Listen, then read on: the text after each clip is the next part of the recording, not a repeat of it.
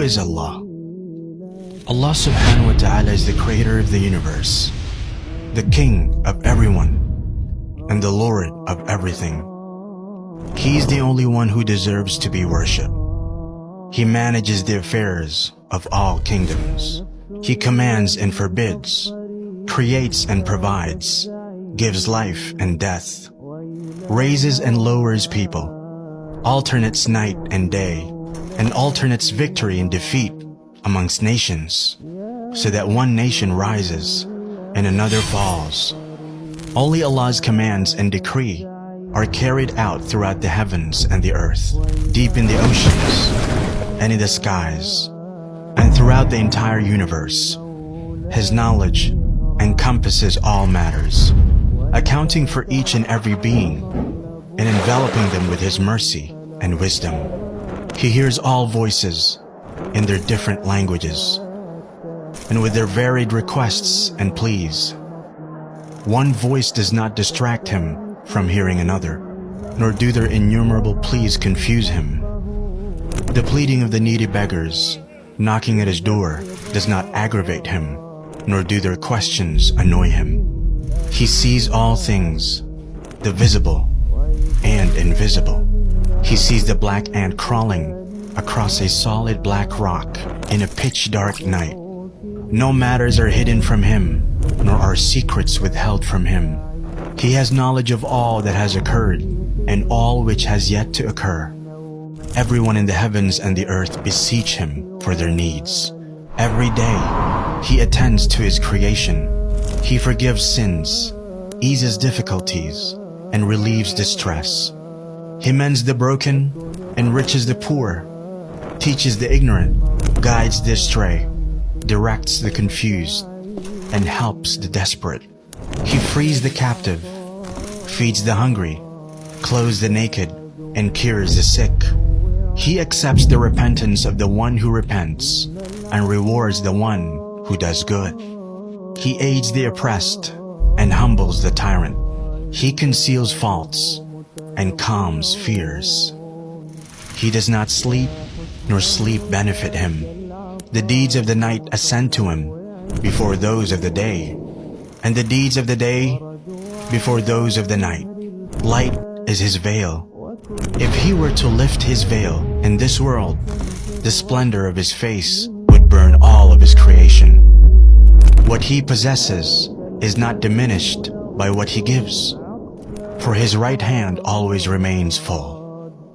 On the day of judgment, the whole earth will be enclosed in a single grip of His hand, and all the heavens will be rolled up in His right hand. Then He will shake them and say, I am the King. I am the King.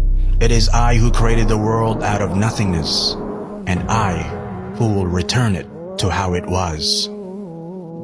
No sin is too great for Him to forgive. No request too great for Him to fulfill. We're all in His heavens and on His earth. From the beginning to the end of His creation, mankind and jinn alike were to be as pious as the most pious amongst them. This would not increase His sovereignty in the slightest. And if they all, from the beginning to the end of His creation, mankind and jinn alike, were to be as sinful as the most sinful amongst them, this would not decrease His sovereignty in the slightest. If all those in His heavens and on His earth, human beings and jinn, living and dead, were to assemble in one place and ask Him, and He gave each one of them what they asked for, this would not decrease what He has by even an atom's weight. He is the first before whom there is nothing, the last after whom there is nothing. He is the Most High, and there is nothing above Him. The most near, and there is nothing closer than Him. He is the most blessed and exalted. He is the most worthy of being worshipped and remembered. He is the most deserving to be thanked and praised. He is the most compassionate of kings, the most generous of those who are asked, the most forgiving of those who have power, and the most just of those who take revenge. With his knowledge comes wisdom. With his might, his forgiveness. And with his withholding, his wisdom. None obeys him except by his permission. None sins except by his knowledge. When he's obeyed, he's appreciative. When disobeyed, he overlooks and forgives. His anger is always just. Every punishment from him is just, and every blessing from him is a favor. He is the closest witness and the nearest protector. He records the deeds and sets down the appointed times for all things. When he intends something to be, he only says it to be, and it is.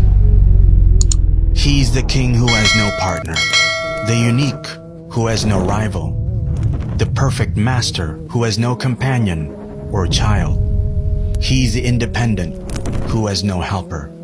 Everything will perish except his face.